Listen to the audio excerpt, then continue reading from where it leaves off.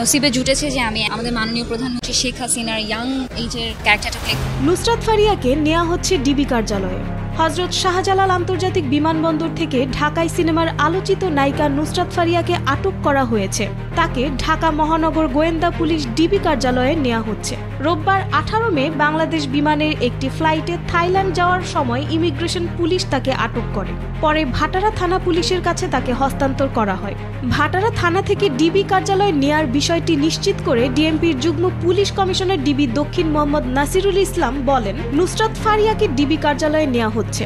ভাটারা থানায় দায়ের করা মামলায় তাকে জিজ্ঞাসাবাদ করা হবে। জিজ্ঞাসাবাদে প্রাপ্ত তথ্যের ভিত্তিতে পরে আইনানুগ পদক্ষেপ নেওয়া হবে। নুসরাত, অপু, নিপুণ, ভাবনা, জায়েদ খানও হচ্ছেন হত্যা চেষ্টা মামলার আসামি।